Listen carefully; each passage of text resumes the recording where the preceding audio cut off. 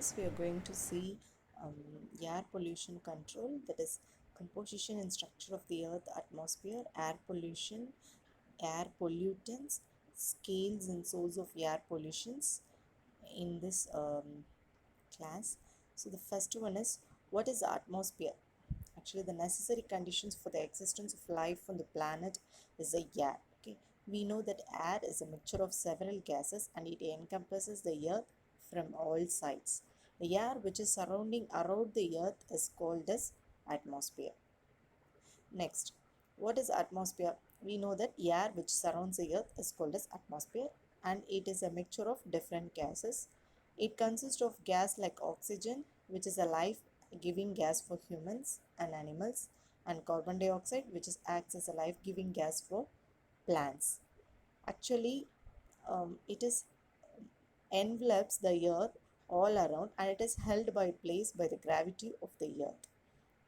It stops the UV rays from the sun, which affects the harmful to the life and maintains a sustainable temperature necessary for the life.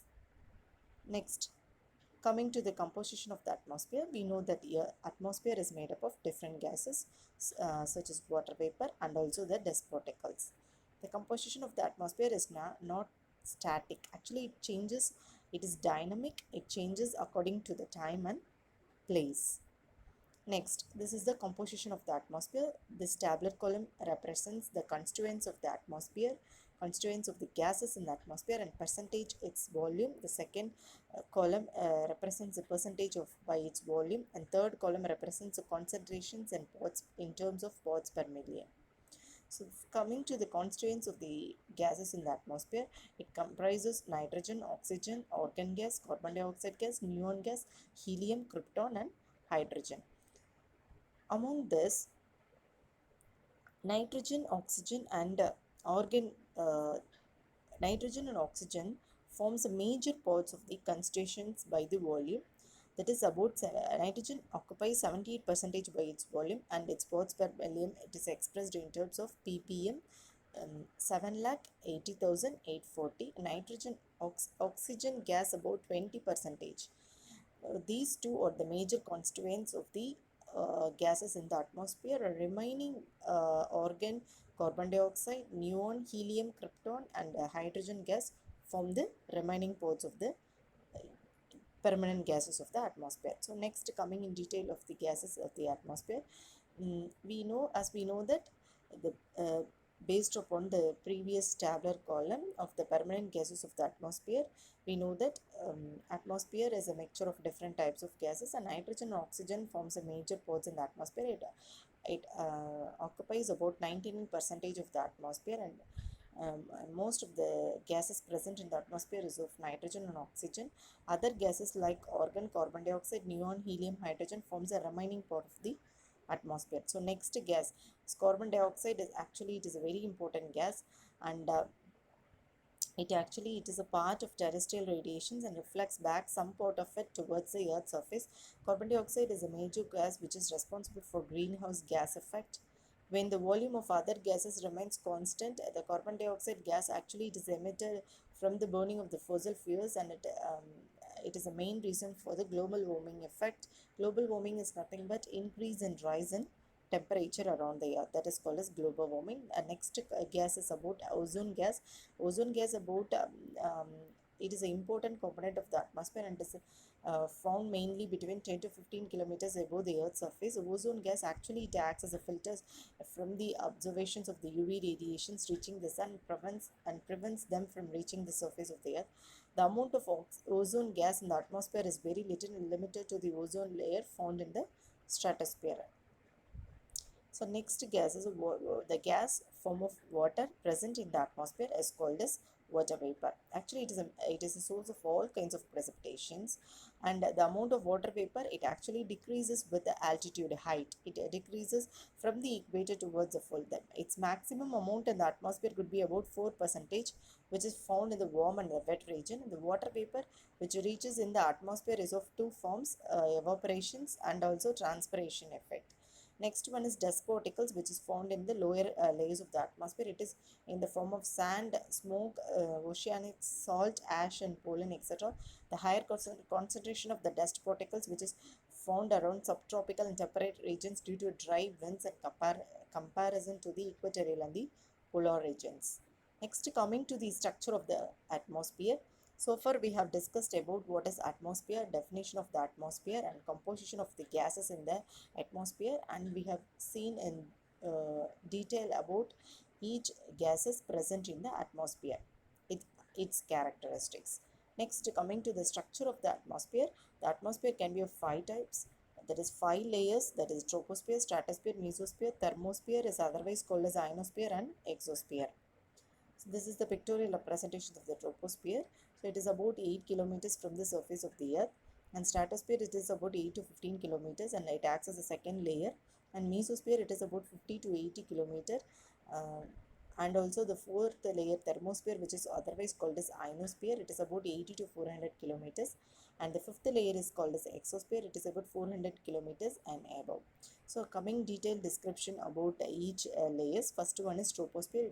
We know that it is a lowermost layer, and most of the actually it is the lowermost layer of the atmosphere and most important layer of the atmosphere, because all the weather activities takes place in this layer, and the thickness of the troposphere is very greatest at the equator, and this troposphere contains dust particles and as well as water vapor. Next, the zone which separates troposphere from the stratosphere is known as tropopause. The air temperature at the troposphere is about 80 degrees Celsius over the equator and 45 degrees Celsius over the poles, and the temperature here is nearly constant, hence it is called as tropopause. Next layer is the stratosphere, which is found above the troposphere. It extends up to 50 kilometers. The temperature actually remains almost the same up to the 20 kilometers, and after 20 kilometers as altitude increases, the temperature also gets increases, and in this troposphere there is a presence of the ozone gas, which is the upper part of the layer. Next, the upper limit of the stratosphere, which is known as tropopause. The important features of the stratosphere, it is mainly found in the lower portion of the atmosphere, approximately 20 to 30 kilometers above the Earth's surface. It contains a high concentrations of the ozone gas and related to the other parts of the atmosphere. Next layer is a mesosphere. Actually, it is a third layer of the atmosphere, which is spreading over the stratosphere, and its height is about 80 kilometers. And the major point to be noted here is falling stars occur is in this layer, and the upper limit of the mesosphere is called as mesopause. Next one is thermosphere. So it is located between 80 and 400 kilometers above the mesopause. Actually, it contains electrically charged particles, which is known as ions. It is also known as ionosphere because radio waves are transmitted from the earth and is reflected back to the earth by this layer. Due to the radio broadcasting effect can be possible, and the temperature here starts increasing with the heights. Next layer is exosphere. It is the uppermost layer of the atmosphere, and gases are very sparse in this layer, and the density of air is very less here. Okay, so altogether we can summarize it as a earth sphere, which consists of four major spheres, that is lithosphere, hydrosphere, atmosphere, and biosphere. Lithosphere, it contains solid particles of the earth. Hydrosphere, all the water which are found on, under, and above the surface of the earth. And atmosphere, the gases which is surrounding the earth is called as atmosphere. And biosphere, it contains all the life particles on the earth. So all these four types of earth spheres together we call it as a earth system science. Next, describing the each sphere. So biosphere, we know that living matter on the earth, which includes all plants, animal life forms. Atmosphere, we know that it is a thin fragile layer of gases that surrounds the earth. And lithosphere, which is a earth crust, which includes landforms, rocks, and soils. And hydrosphere, the water on the surface of the earth in forms of oceans, rivers, lakes, rain, and mist. So these four together forms the physical elements of the earth. Now next, coming to air pollution. So any visible or invisible particles or gas which is found in the air that is not a part of the original normal composition is called as air pollutions. And categories of air pollutions: primary air pollutant, secondary air pollutant. Primary air pollutant means harmful substance that is emitted directly into the atmosphere. Secondary air pollutants, the harmful substance which is found in the primary air pollutants when it reacts and gets transformed, and the process of transformation, that is called as secondary air pollutants. So harmful substance which is formed in the atmosphere when primary air pollutants react with the substance normally found in the atmosphere or with other air pollutants. So next, coming to sources of air pollutions, there are two major sources, natural source and anthropogenic source, which is otherwise called a stationary source. And the anthropogenic source, which is created by human beings, is of two types: stationary source and mobile sources. And natural sources, describing the natural sources because of due to the natural effect, volcanic eruptions, forest fires, dust storms, oceans, plants and animals. And anthropogenic sources are created by the human beings. It is of two types: stationary source and mobile source. A stationary source na point source, which includes industrial processing, power plants, fuel combustion, etc., and area source, which includes residential heating, coal gas, oil, on-site incinerations, and open burning. And mobile source, line source, are highway vehicles, railroad locomotives, and channel vessels. So next, expressing the categories of air pollutions, it's of two types: primary air pollutants, secondary air pollutants. So primary air pollutants of such as gases, which comprises of gases such as carbon monoxide, carbon dioxide, sulfur dioxide, nitric oxide, nitrogen dioxide, and most hydrocarbons and most particulate matters. So the major source of primary air pollutants are from industries, from from the human sources, from vehicle emissions, from the forest fires, and also from the chemicals which are used in the industries which emits a harmful effect. That all comes under primary air pollutants. On the process of transformations with for example, the nitrogen dioxide, when it reacts with water, results in nitric oxide, which acts as secondary air pollutants, which is the best example for the process of transformation. Similarly, sulfur dioxide, nitric oxide, sulfuric acid, hydrogen peroxide, and peroxyl nitride, and most nitrogen dioxide and sulfur dioxide salts which are present comes under the secondary air pollutants. And how to measure air pollution? That is using air quality index, this which indicates the pollutant levels present in the air which may cause the health concerns, which is ranges from 0 to 500. For least concern it is about 0, and for greatest concern it is about 500. So next, coming to the pollutants, there are five major pollutants, that is carbon monoxide, sulfur dioxide, nitrogen dioxide, particulate matter, and ground level ozone. These are the five major pollutants. So describing each gases in detail, we all know that carbon monoxide, it is produced by burning organic material, that is coal, gas, wood, trash, etc. It is a carbon monoxide gas. Actually, it is emitted from the automobiles, from the cigarette smokes, which acts as a major source, and also it provides a toxic effects because it binds to hemoglobin. It reduces oxygen in the blood. It is not a persistent pollutant, combines with oxygen from the carbon dioxide. So most communities now which meets EPA standards, because of the rush traffic which produces high CO levels, carbon monoxide levels. And this is actually, it is an example of the air pollution effects by the which pulls up the state government for delay in submitting action plan to improve the air quality at the place Javatekar in Delhi. Okay.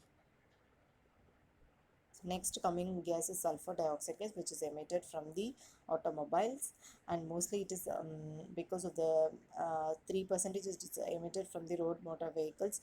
The other sources of fuel combustions about 4%, and the petroleum products which is producing about a remaining percentage, major percentage, that is around 70%.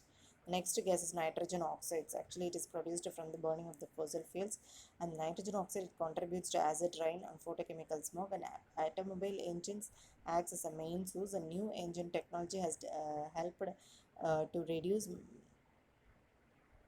this nitrogen on this photochemical and smog effect. The next one is hydrocarbons. It is organic compounds with hydrogen carbon. This is actually emitted from the incomplete burning or evaporated from the fuel supplies.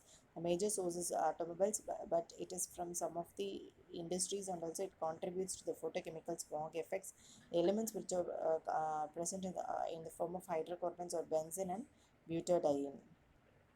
Next, coming to particulate matter, the particles is otherwise called small pieces of solid materials or liquid droplets which is found in the atmosphere is called as particles. Example: ash from the fires, asbestos from the brakes, insulations and dust. So actually it is easily noticed. Example, smokestacks. Actually it accumulate in lungs and interfere with the ability of lungs to exchange the gases. Some particles are known as carcinogens, thus working in dusty conditions at higher risk. Example, minus. Okay, so respirable suspended particle matter, or PM. Actually PM1 having size should be less than equal to 1 micrometer, and which affects in alveolosis. And PM 2.5, its size is about less than 2.5 micrometer, it affects trachea. And PM10 having size less than or equal to 10 micrometer, it affects nasal parts only. Next, describing the particulate matters, that is primary particulate matters, which is emitted from forest fires, coast trucks, roads, factories, and also from the construction building accumulation effects. So next, coming to the scales and source of the air pollution. So air pollution is of three types of scales. One is micro scale, other one is mesoscale, other one is macro scale. Micro scale means its problem range is covering within less than a centimeter. Example is house. The pollution effect considered within a house, and it is about few meters to hundreds of meters. Next one is mesoscale air pollution. So it's about hectares. Example is from city to country level. Air pollution effect from the city or from the country, that is local to regional. Next, macro scale problems extended from the countries to the states, nations, and the broadest. So it's about global effect from regional to continental scale. So the major scales of the air pollution, that is personal air exposure, occupational air exposure, and community air exposure. Personally, the air exposure example, when a person individually it is exposed to dust, fumes, gases, which gives an individual exposure himself with a smoking effect. So occupational means working place. So the air pollution created in the working place, which is in the forms of aerosols, vapors, and gases. Next, community air exposure. This is a most serious complex which consists of assortments of air pollutions, and also it includes meteorological factors, wide variety of adverse social, economical, and also the health effects. Thank you, students.